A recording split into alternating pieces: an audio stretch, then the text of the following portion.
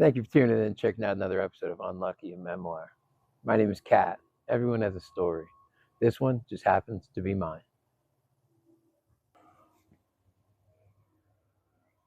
First things first, I want to say Happy New Year to all the people that follow along on this journey with me and watch these videos I put up every week. Appreciate each and every one of you. I truly do. As I record this today, I'm struggling with what to talk about, trying to dive into my story and see where to go and what I'm ready to share. And I think today, the time you're seeing this is going to be 2026, is to share that gratitude, that the willingness hasn't waned. I'd be lying if I'd say there wasn't times of doubt and questioning my faith, my beliefs, my recovery, the journey I'm on. But I think that's just human. I feel the willingness to do what I need to do is stronger than ever. And I'm so grateful for that, to keep moving forward in this direction that I'm moving and having the faith that I do, that things are going to turn out the way they're supposed to, and even better tomorrow when it gets here.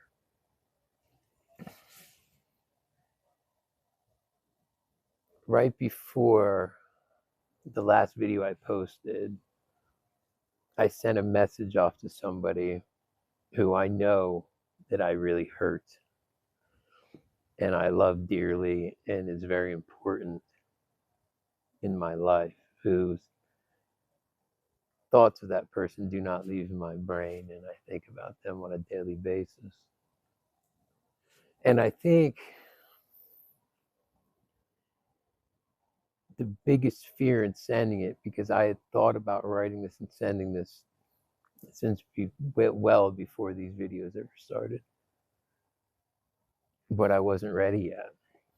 And talking to my therapist and people in my life, pushing me in that direction to get it done, but I just knew it wasn't time. I needed to be ready. I needed to be in position. I needed to have my faith in my recovery, this journey, more solidified. I had to be more confident in myself and my recovery. But I sat down one day, and when I write, like, if somebody asks me to write something, it doesn't really work.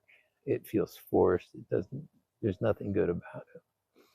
Something has to strike me, and that day it did, and I sat down and wrote a full page. And I had to make sure that it wasn't about me. Even though I'm hurt from the situation, that's because of my actions, my decisions. I had to make sure I focused on what was important, apologizing for my choices and my actions and the hurt that I caused, and the pain I inflicted on this person through my choices and actions. And even though I've shared on here all the things that I've done throughout the past couple of years, and accolades, and the journey and the things I've accomplished, I didn't feel right putting those in the letter, because it wasn't about me making myself look all shiny and new. It was about me apologizing and doing my best to right the wrong. And I don't know if I did that or not. And I remember my therapist asking me after I'd written it, because I'd written it 2 months ago, probably, something like that, a little over a month ago, why I hadn't sent it and what was holding me up from writing it before I wrote it.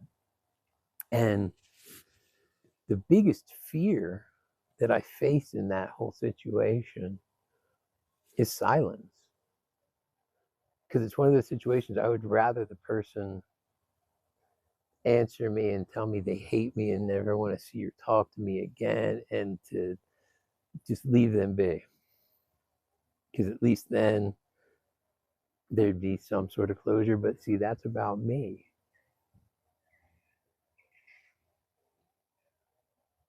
The biggest fear is silence, is just no reply at all.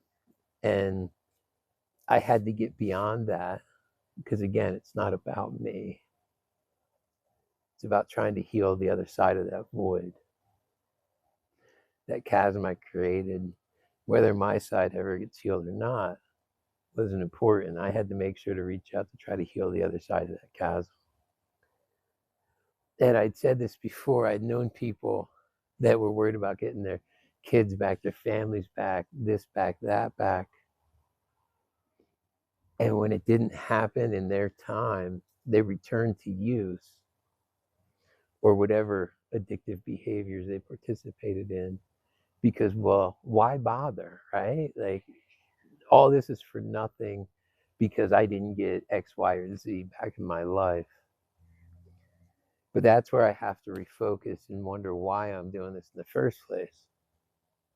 My recovery is about me and my life, and I'm doing it for me.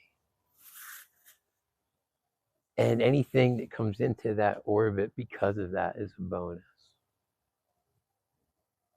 And all I can do now is maintain my recovery, my faith, this journey I'm on, the life that I'm leading today, and keep myself in position if that door ever does open, if that other side of the chasm gets fixed enough where that person reaches out,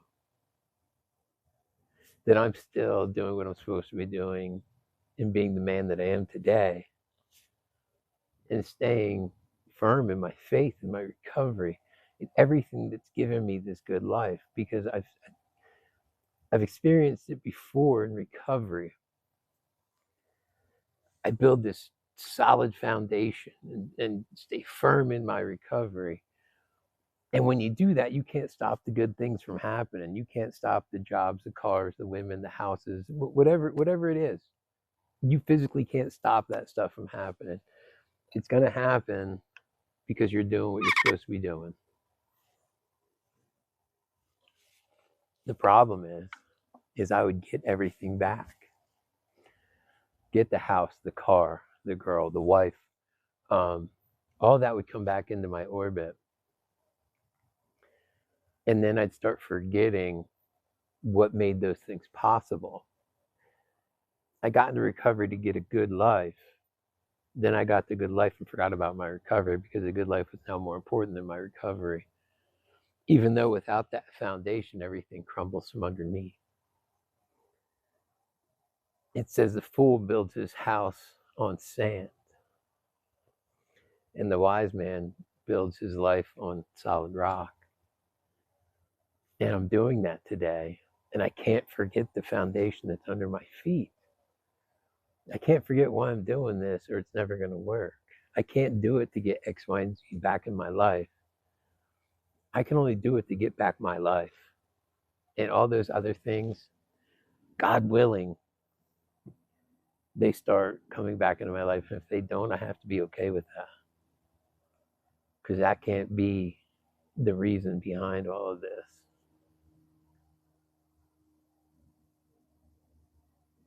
I have a good life today. And the only reason I have that good life today is because I'm solid, and I have a solid foundation in my recovery.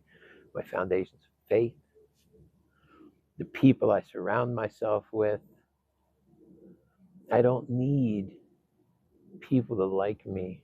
I don't need a huge entourage of people around me at all times.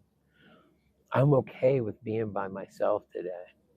There was times that would have driven me crazy if I didn't have drugs in my system.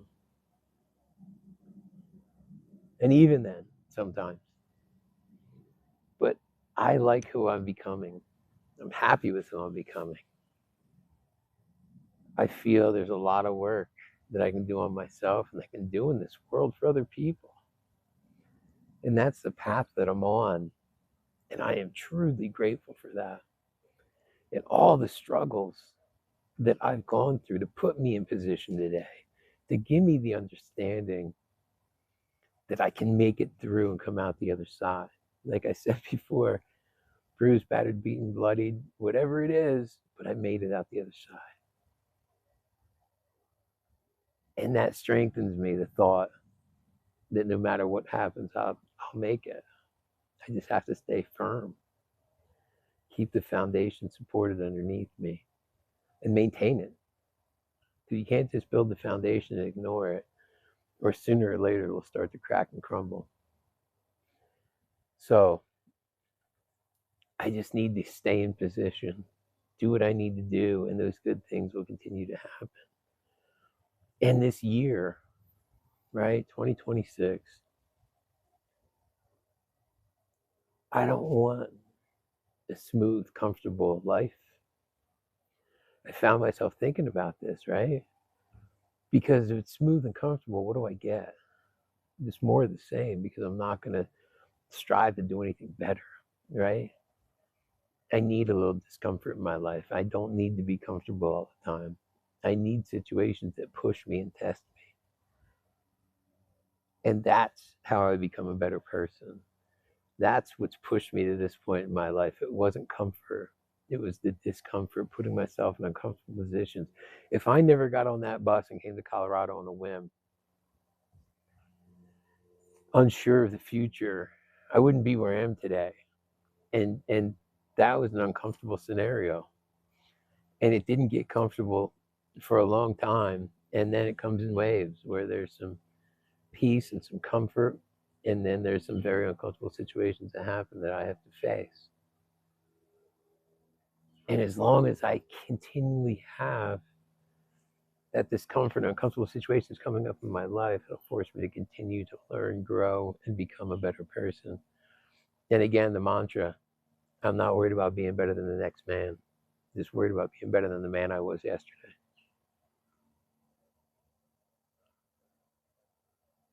And this is how I enter 2026. With gratitude, with willingness, with drive, my faith, my recovery, all forming this foundation underneath me to support me on this journey. And the holidays were never one of the things I was really into. They didn't matter as much to me as they did to other people. But this year I got to spend the holidays with family. And it was an amazing, amazing day. I am grateful for the family that's in my life. I'm grateful for the communities that have been in my life and supported me on this journey. And again, each and every one of you that tune in and check these videos out every week. I'm grateful and appreciate each and every one of you. And with that, once again, Happy New Year. And I'll catch y'all next week.